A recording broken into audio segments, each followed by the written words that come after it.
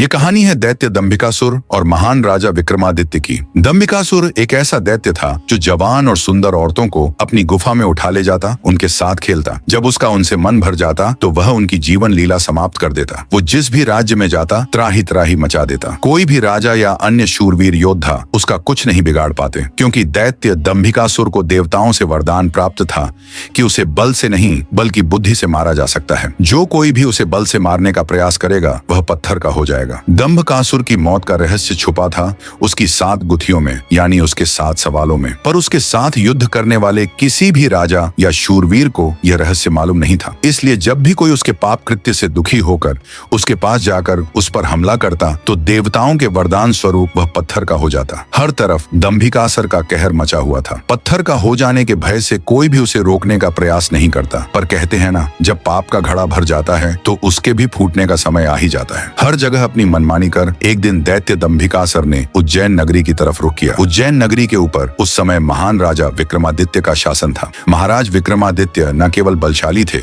बल्कि वे बहुत बुद्धिमान भी थे। उन्हें हर प्रकार के कौशल में महारत हासिल थी। उन्हीं दिनों में विक्रमादित्य की नगरी उज्जैन में एक धनी साहूकार रहता था। साहूकार के 2 लड़के थे। बड़े का नाम महेंद्र था और छोटे का लखन। बड़े लड़के का विवाह तो साहूकार ने कर दिया था, पर छोटे बेटे का विवाह करने से पहले ही वह ईश्वर को प्यारे हो गए। पिता के गुजर जाने के बाद कामकाज और व्यापार संभालने की सारी जिम्मेवारी दोनों भाइयों पर आ गई। दोनों भाई दिल लगाकर कारोबार संभालने में लग गए। दोनों भाई जब काम कर शाम को घर आते तो दरवाजे पर खड़ी महेंद्र की पत्नी अपने पति को दाएं हाथ से लोटा भरकर पानी देती और बाएं हाथ से अपने देवर लखन को। एक दिन लखन ने सोचा, भाभी हर रोज मुझे बाएं हाथ से पानी पीने को देती है, आज मैं उनके दाएं हाथ से पानी पीऊंगा। शाम को जब दोनों भाई काम से लौटे तो लखन अपनी भाभी के बाएं हाथ से पानी पीने के लिए अपने खड़े होने के स्थान को बदलकर अपने बड़े भाई महेंद्र की जगह पर खड़ा हो गया और बड़ा भाई महेंद्र उसकी जगह पर खड़ा हो गया। लखन की भाभी जब उन्हें पानी देने के लिए आई तो उसने एक हाथ को दूसरे हाथ के ऊपर से करते हुए दाएं हाथ का लोटा अपने पति को दे दिया और बाएं हाथ में पकड़ा हुआ लोटा लखन को दे दिया। यह देख लखन बोला, भाभी आज मैंने भैया के स्थान पर खड़ा होकर सीधे हाथ से दिया हुआ पानी पीना चाहा, परंतु आपने अपने हाथों को बदलते हुए मुझे बाएं हाथ से ही पानी दिया। आप मुझे बताएं आपने ऐसा क्यों किया? लखन की बात सुनकर उसकी भाभी ने उत्तर दिया, अगर तुम्हें सीधे हाथ का दिया हुआ पानी ही पीना है तो तुम भी अपने लिए सीधे हाथ से पानी पिलाने वाली ले आओ। भाभी की कही हुई बात लखन को चुभ गई। वह बिना पानी पिए ही भाभी से कहने लगा, ये लो तुम अपना पानी का लोटा और मैं यहाँ से जा रहा हूँ और अब मैं तभी वापस आऊंगा जब मुझे सीधे हाथ से पानी देने वाली मिल जाएगी, वरना अपनी शक्ल नहीं दिखाऊंगा। इतना कहकर वह तुरंत मुड़ा और चल पड़ा। ये देख उसके बड़े भाई महेंद्र ने उसे रोकने की बहुत कोशिश की, पर वह नहीं माना और बोला, नहीं भैया अब तो तभी वापस आऊंगा जब मुझे मेरे योग्य पत्नी मिल जाएगी। इतना कहकर वह घर छोड़कर चल दिया। चलते चलते वह अपने नगर से दूर विदर्भ शहर में पहुंच गया। विदर्भ का राजा अमरसेन एक धार्मिक विचारों वाला व्यक्ति था। उसके राज्य में चारों ओर अमन शांति का माहौल था, परंतु फिर भी राजा अमरसेन हमेशा दुखी रहता था। राजा के दुख का कारण था उसकी जवान बेटी चंद्रकला का स्वास्थ्य। चंद्रकला दिखने में तो अत्यंत खूबसूरत थी, पर उसे एक असाध्य रोग ने घेर रखा था, जिस कारण राजकुमारी हमेशा अचेत अवस्था में रहती थी। राजा ने बहुत सारे हकीम और वैद्य राजकुमारी को ठीक करने के लिए लगा रखे थे, लेकिन उनमें से कोई भी राजकुमारी को ठीक नहीं कर पा रहा था। ठीक कर पाना तो दूर, वे राजकुमारी चंद्रकला की बीमारी तक नहीं ढूंढ पा रहे थे। राजा को हमेशा यही दुख सताता था कि उसकी बेटी का क्या होगा। जब सभी प्रकार के वैद्य, हकीमों और पूजा पाठ, तंत्र मंत्र से भी राजकुमारी चंद्रकला को कोई फायदा नहीं हुआ तो राजा ने अपने राज्य में यह घोषणा करवा दी कि जो व्यक्ति मेरी बेटी को ठीक करेगा मैं उसके साथ ही अपनी बेटी चंद्रकला का विवाह कर दूंगा और उसे अपना आधा राज्य भी दूंगा। लखन जब राज्य की राजधानी में पहुंचा तो उसने देखा कि वहां हर तरफ राजकुमारी की चर्चा हो रही थी। राज्य का हर कोई व्यक्ति राजा की घोषणा और राजकुमारी की बीमारी की बात कर रहा था। जब लखन ने एक व्यक्ति से इस बारे में पूछा तो व्यक्ति ने राजकुमारी की बीमारी से लेकर राजा की घोषणा तक का सारा किस्सा लखन को बताया। सारी बातें सुन लखन कुछ देर वहां खड़ा विचार करता रहा। फिर कुछ सोचकर वह राजमहल की तरफ चल पड़ा। एक जिंदा सांप राजा की लड़की के पेट में रहता था। सांप ने राजा की लड़की को अपने वश में किया हुआ था। जब रात होती तो वह कुछ देर के लिए राजकुमारी के मुख से बाहर निकलकर जंगल की तरफ चला जाता और सुबह होने से पहले ही वह फिर से उसके अंदर चला जाता। राजकुमारी इस बात से बिल्कुल अनजान थी कि उसके अंदर एक सांप ने डेरा डाला हुआ है। अनजाने में वह पूरी तरह से उस नाग के वश में थी। राजमहल में किसी को भी इस बात की भनक तक नहीं थी कि राजकुमारी के अंदर एक 7 फुट का सांप रहता है। सभी यही समझते कि पता नहीं राजकुमारी को क्या बीमारी लग गई है जिसके कारण वह हमेशा अचेत रहती है। बड़े से बड़े वैद्य और हकीम भी इस बात का पता नहीं लगा पाए। लखन जब राजमहल के अंदर गया तो उसने देखा कि वहाँ पर बहुत सारे वैद्य और हकीम राजकुमारी को ठीक करने के लिए लगे हुए हैं। एक कोने में खड़े होकर चुपचाप लखन ये सारा माजरा देखने लगा। जब शाम का समय हुआ तो सभी हकीम और वैद्य धीरे धीरे करके वहाँ से चले गए। तब लखन राजा के मंत्री के पास गया और बोला, मंत्री महोदय, सभी अपना प्रयास कर चुके हैं, अब एक मौका मुझे भी दिया जाए। लखन की बात सुन मंत्री उसे अपने साथ ले राजा के पास जाता है और लखन का प्रस्ताव राजा के सामने रखता है। बेचारा हर तरफ से निराश हो चुका राजा एक बार अनमने ढंग से लखन की तरफ देखता है, फिर दुखी मन से कहता है, बताओ तुम मेरी बेटी का इलाज किस प्रकार करोगे। लखन राजा को प्रणाम कर बोला, महाराज, मुझे एक रात अपनी बेटी के साथ ठहरने की इजाजत दीजिए, तभी मैं किसी नतीजे पर पहुंच सकूंगा। एक बात और महाराज, मैं बिल्कुल एकांत में राजकुमारी के साथ रहना चाहता हूं, तभी मैं अच्छे से ध्यान लगाकर राजकुमारी जी की बीमारी का पता लगा पाऊंगा। लखन की आत्मविश्वास भरी बातों से राजा के मन में हल्की सी उम्मीद जागी। उसने लखन को रात में राजकुमारी के साथ एकांत में रुकने की इजाजत दे दी। राजा की इजाजत मिलते ही लखन राजकुमारी के कक्ष में गया और उससे कुछ दूर एकदम चुपचाप बैठकर उसे देखने लगा। जैसे ही रात के 12 बजे का समय हुआ तो अचेत अवस्था में पड़ी हुई राजकुमारी के मुंह से सांप बाहर निकला और महल के परिसर से होता हुआ जंगल की ओर चला गया। यह सब देख लखन दंग रह गया, बिना कुछ हरकत किए चुपचाप वहीं बैठा रहा। जब रात का आखिरी पहर खत्म होने को आया तब वह सांप वापस लौटा और राजकुमारी चंद्रकला के मुख से होता हुआ पूरा उसके अंदर समा गया। दम साधे लखन यह सारा माजरा देखता रहा। सारा माजरा देख उसे समझते देर न लगी कि राजकुमारी की सारी बीमारी की जड़ यह सांप ही है। सुबह हुई तो राजा अमरसेन डर और बेसब्री के मिश्रित भावों के साथ लंबे लंबे कदम रखता हुआ अपने मंत्री के साथ राजकुमारी के कमरे में आया और बेसब्री से उसने लखन से पूछा, बताओ लड़के, तुम किस नतीजे पर पहुंचे? क्या मेरी बेटी ठीक हो जाएगी? लखन बोला, महाराज, मुझे राजकुमारी की बीमारी का पता चल गया है और ईश्वर ने चाहा तो वह जरूर ठीक हो जाएगी। आप मुझे एक रात का समय और दीजिए और मेरे लिए एक तलवार, एक मिट्टी से भरी हुई बड़ी सी बाल्टी का इंतजाम कर दीजिए। लखन की बात सुन राजा को बहुत सुकून मिला। उसने मंत्री को लखन के द्वारा मांगा गया सारा सामान उसे देने का निर्देश दिया। अब सभी को इंतजार था तो बस रात का। राजकुमारी को सांप के चंगुल से मुक्त कराने के लिए लखन रात के आने का बेसब्री से इंतजार कर रहा था। पूरी तैयारी के साथ हाथ में धारदार तलवार लिए लखन राजकुमारी की ओर निगाहें गढ़ाकर उससे कुछ दूरी पर बैठ गया। जैसे ही राजमहल के घड़े ने रात्रि के 12 बजे का घंटा बजाया, वैसे ही फुफकारता हुआ सांप राजकुमारी के मुख से निकला तो उसके इंतजार में बैठे लखन ने अपनी धारदार तलवार से उस पर तेजी से ऐसा वार किया कि तुरंत सांप 2 टुकड़ों में बंट गया, मैं जमीन पर बिखर गया। लखन ने सांप के दोनों टुकड़ों को उठाकर रेत से भरी बाल्टी के अंदर दबा दिया और सुबह होने से पहले ही बाल्टी समेत मृत सर्प को जंगल में ले जाकर उसे आग के हवाले कर दिया और वापस राजमहल लौट आया। तब तक सुबह होने का समय भी करीब हो चला था।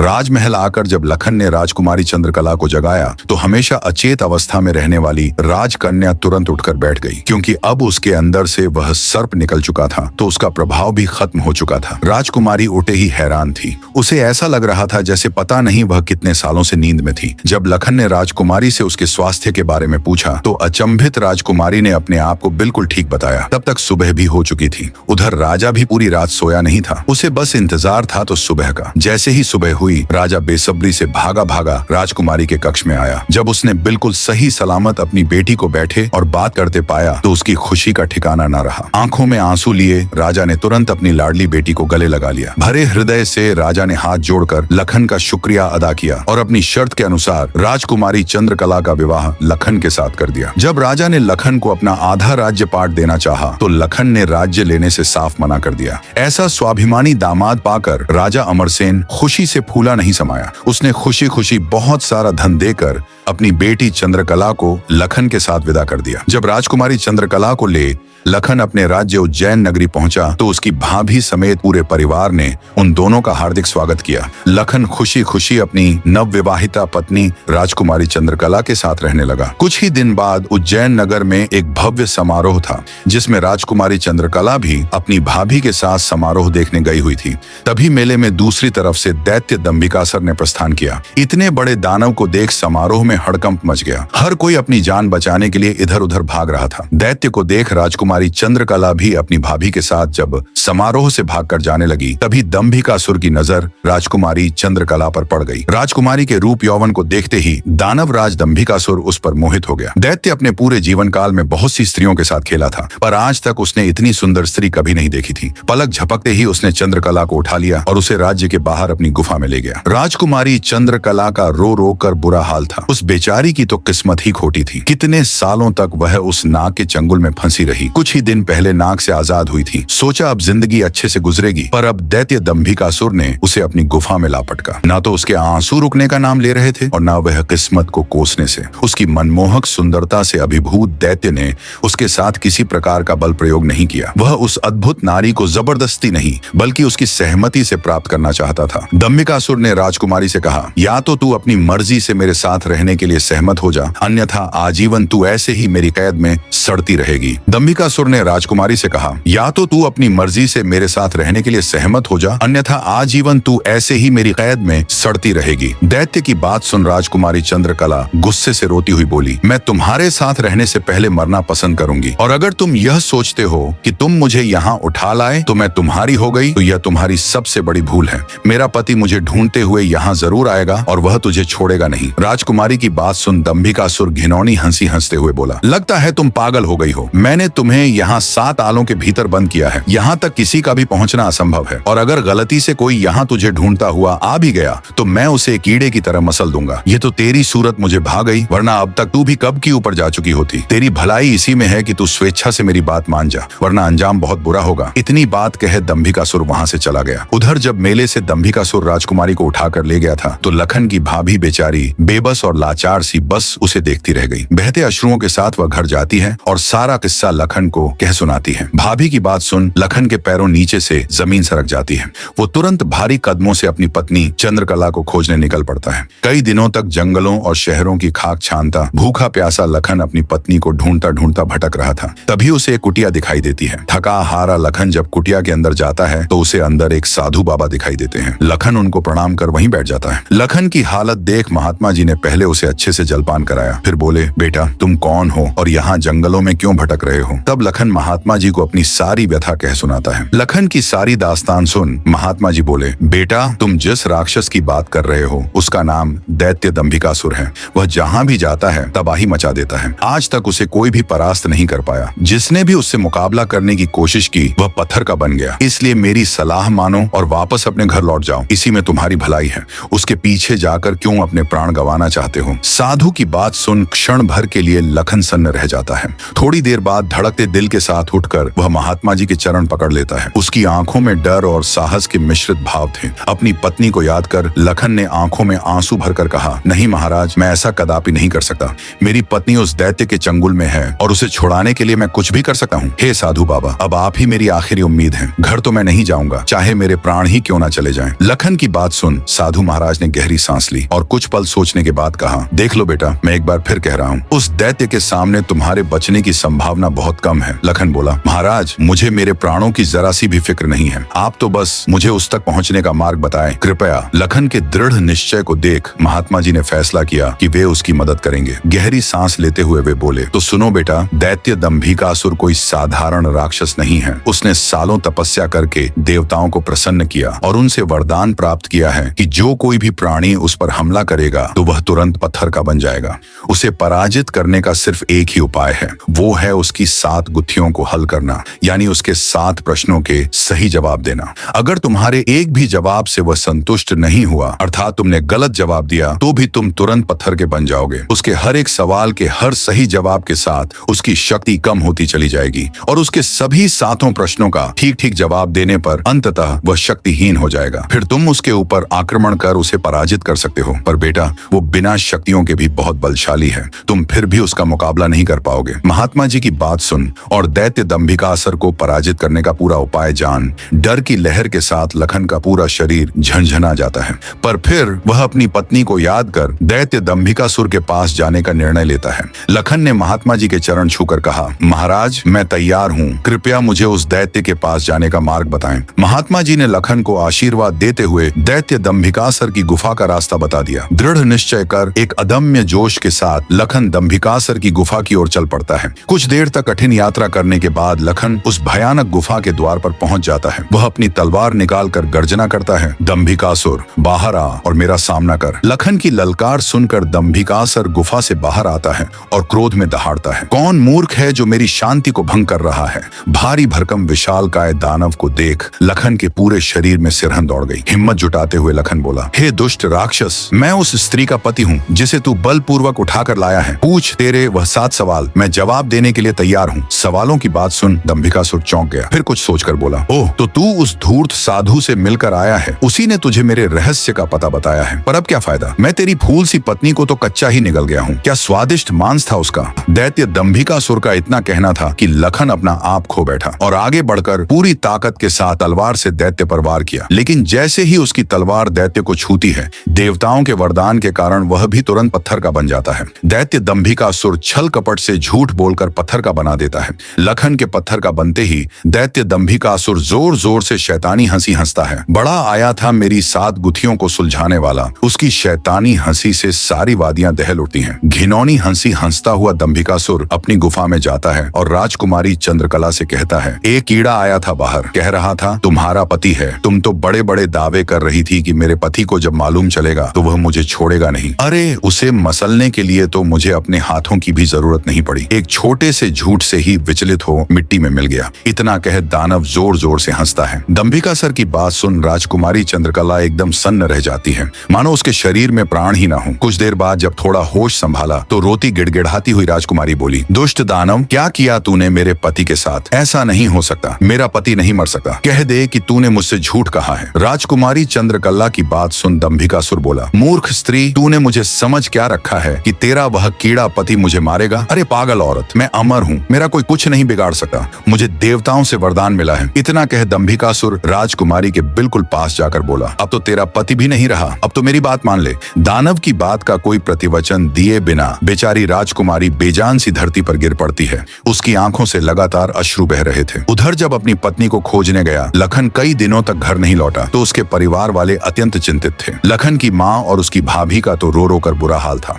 लखन का बड़ा भाई महेंद्र भी गहरी चिंता में था। अंततः कुछ भी न सूझने पर महेंद्र अपने अनुज भाई लखन को खुद ढूंढने का निश्चय कर अपनी माता और पत्नी से आज्ञा ले घर से चल पड़ता है। बड़ा भाई महेंद्र लखन की खोज में जंगल में भटकते हुए उसी साधु की कुटिया पर जा पहुंचा। उसने महात्मा जी को प्रणाम किया और थोड़ी देर सुस्ताने के लिए वहीं साधु की कुटिया के बाहर बैठ गया। महेंद्र को देख साधु जी ने उससे पूछा, हे वत्स, तुम इस निर्जन जंगल में क्यों भटक रहे हो। तो महेंद्र ने शुरू से अंत तक सारा वृतांत महात्मा जी को सुनाया। सारा वृतांत सुन महात्मा जी के चेहरे पर चिंता की लकीरें उभर आईं। उन्हें इस प्रकार विचार मग्न देख महेंद्र ने पूछा, हे महाराज, मेरी बात सुनकर आप किन विचारों में खो गए और आपके चेहरे पर यह चिंता की लकीरें मैं साफ देख सकता हूँ। इसका क्या कारण है गुरुजी। महात्मा जी ने गंभीर स्वर में कहा, हे वत्स, मैं तेरे भाई लखन को जानता हूँ। वह भी मेरे पास आया था और उसने मुझे सारा वृतांत सुनाया था कि कैसे वह राक्षस उसकी पत्नी को उठा ले गया। महात्मा जी की बात सुनकर महेंद्र एकदम स्तब्ध रह गया। उसकी आंखों में आश्चर्य और चिंता के भाव उभर आए। महेंद्र बोला, तो कहाँ है मेरा अनुज। महाराज, वो ठीक तो है, वह घर क्यों नहीं लौट रहा। हे महाराज, कृपया जल्दी से मुझे बताए, मुझसे सब्र नहीं हो रहा। जब महेंद्र अपने छोटे भाई लखन के बारे में साधु महाराज से पूछता है तो साधु जी लखन के उनके पास आने से लेकर दैत्य दंभिकासुर के पास जाने तक का सारा वृत्तांत कह सुनाते हैं।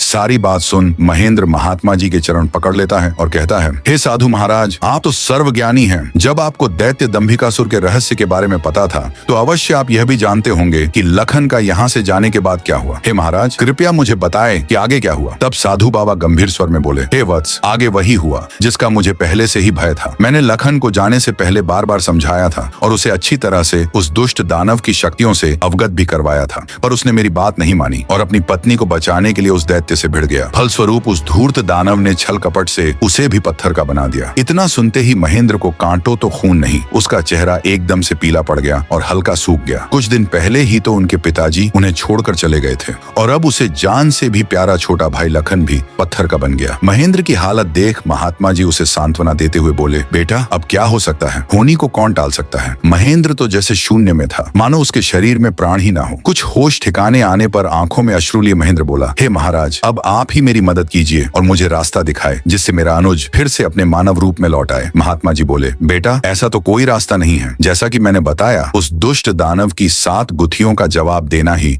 इस समस्या का एकमात्र हल है। कोई व्यक्ति जब उसके सभी सवालों के जवाब देकर उसे पराजित कर मौत के घाट उतार देगा, तब तुम्हारा भाई लखन ही नहीं बल्कि उस मकारी दैत्य द्वारा श्रापित किए गए सभी जीव अपने वास्तविक रूप में लौट आएंगे। महेंद्र बोला, महाराज, आप तो सर्वशक्तिमान हैं, फिर आप ऐसा क्यों नहीं करते? महात्मा जी बोले, बेशक मैं उस पापी दानव के सभी सवालों का जवाब दे सकता हूँ, पर मेरी भी कुछ सीमाएं हैं जिन्हें मैं चाहकर भी नहीं लांघ सका। इतना कह साधु महाराज चुप हो जाते हैं। तब महेंद्र बोला, ठीक है महाराज, तो फिर मैं खुद जाऊंगा अपने अनुज को बचाने और उस दुष्ट दैत्य के सवालों का जवाब देने। महेंद्र की बात सुन महात्मा जी बोले, बेटा, तुम भी उसका कुछ नहीं कर पाओगे, फलतः अपने भाई की तरह उसके जाल में फंसकर पत्थर के बन जाओगे। फिर भी अगर तुम जाने का निश्चय कर ही चुके हो तो एक बात का ध्यान रखना, वह दुष्ट तुम्हें भटकाने की कोशिश करेगा। उसकी बातों पर कोई भी प्रतिक्रिया दिए बिना सीधे उससे बस उसके सवाल पूछना। साधु महाराज के निर्देश सुन महेंद्र जी महाराज कहे, साधु से विदाई लेकर मैं दैत्य दंभकासुर की गुफा की ओर चल देता हूँ। कठिन यात्रा करने के पश्चात महेंद्र उस भयानक गुफा के द्वार पर पहुंच जाता है और दैत्य दंभिकासुर को पुकारता है, हे दुष्ट दानव, बाहर आ, मैं आज तेरे सभी सवालों के जवाब दे तेरा काम तमाम कर दूंगा। महेंद्र की बातें जब दंभिकासुर सुनता है, गुस्से से लाल पीला हो जाता है। दंभिकासुर गुफा से बाहर आकर दहाड़ नहीं लगाता। अब कौन मूर्ख मेरे हाथों से मरने आया है? उसकी दहाड़ इतनी शक्तिशाली थी कि पूरा जंगल थर्रा उठा। महेंद्र ने भी जब दैत्य के विकराल रूप को देखा तो क्षण भर के लिए तो वो भी ठिठक गया, पर फिर गुस्से से गर्जना करते हुए बोला, तो तू है वो दुष्ट राक्षस जिसने मेरे भ्राता की धर्मपत्नी का हरण किया और मेरे अनुज को पत्थर का बना दिया। दुष्ट दानव, आज तेरा अंत निश्चित है। पूछ फरेबी राक्षस, कौन से हैं तेरे वो 7 सवाल, मैं भी तो जानूं। दैत्य दंभिकासुर घिनौनी हंसी हंसते हुए बोला, ओह, तो तू उस निकम्मे कीड़े का भाई है जो मेरी शाप की भेंट चढ़ गया। लगता है तेरा भी जीने से मन भर गया, जो तू सब जानते हुए भी यहाँ आया। महेंद्र क्रोध से दांत पीसते हुए बोला, घिनौने राक्षस, बातों में वक्त जाया मत कर। मैं तेरी बातों में आने वाला नहीं हूँ, जल्दी से पूछ। तेरे वो सवाल नहीं तो मैं तुझे इसी क्षण यमलोक पहुंचा दूंगा। यह सुन दंभिकासुर घिनौनी हंसी हंसकर नृत्य करते हुए बोला, सुन मूर्ख, मैंने तेरी भाई की पत्नी के साथ खूब विहार किया और जब मेरी इच्छा पूर्ण हुई तो उसके मसले हुए शरीर को कच्चा ही भक्षण कर लिया। क्या स्वादिष्ट मांस था उसका। अब तेरी बारी है, पर तुझे तो मैं पत्थर भी नहीं बनाऊंगा, सीधे तेरे टुकड़े टुकड़े कर डालूंगा। दैत्य दंभिकासुर के बोले गए यह बोल महेंद्र की छाती में किसी भाले की तरह लगे। अपने भ्राता की पत्नी के बारे में कहे गए शब्दों से उसके तन बदन में आग लग गई। सब कुछ अच्छे से जानते हुए भी महेंद्र अपने ऊपर काबू नहीं रख सका और दैत्य दंभिकासुर को मारने के लिए तेजी से उसकी तरफ लपका। जैसे ही उसने दैत्य के ऊपर अपनी पूरी ताकत लगा तलवार से वार किया, वैसे ही अपने भाई की तरह पल भर में वह भी पत्थर का बन गया। उसके पत्थर का बनते ही दंभिकासुर हंसते हुए बोला, तुम दोनों भाइयों की किस्मत में यही था कि तुम दोनों युगों युगों तक मेरी गुफा के प्रहरी बनकर रह जाओगे। इतना बुदबुदाकर दंभिकासुर अपनी गुफा में जाता है और राजकुमारी चंद्रकला को भी यह सब बता देता है और कहता है, तेरे दोनों रक्षक तो मेरे सामने ढेर हो गए, अब तू किसकी आस लगाए बैठी है, मूर्ख स्त्री। राजकुमारी चंद्रकला के रो रोकर आंसू सूख चुके थे। अब बचा था तो केवल क्रोध और ज्वाला। जलती हुई आंखों के साथ गुस्से में दहाड़ती हुई राजकुमारी बोली, दुष्ट राक्षस, तू क्यों इतना खुश हो रहा है? मुझे तेरा अंत साफ नजर आ रहा है, देख मेरी आंखों में। राजकुमारी चंद्रकला के तेवर देख और उसकी बात सुन दंभिकासुर विचलित सा हो जाता है और बिना कुछ कहे ही वहां से चला जाता है। उधर लखन महेंद्र के घर में तो लखन के न आने से पहले ही मातम पसरा हुआ था। ऊपर से अब महेंद्र भी वापस नहीं लौटा तो उसकी पत्नी और माँ का बुरा हाल था। अंततः महेंद्र की पत्नी अपनी सासू माँ से कहती है, माँ जी, आखिर कब तक हम ऐसे ही रोते बिलखते उनका इंतजार करते रहेंगे? बहू की बात सुन बुढ़िया माँ बोल पड़ी, तो और बेटी, हम कर भी क्या सकते हैं? इसके सिवाय महेंद्र की पत्नी बोली, हम अपने राजा के पास जाकर उनको यह सब बताएंगे, वह अवश्य हमारी मदद करेंगे। बहू की बात बूढ़ी माँ को उचित लगी। दोनों तुरंत राजा विक्रमादित्य के पास चल पड़ती हैं। कहानी का अगला अध्याय भी बहुत जल्दी आने वाला है, बने रहे।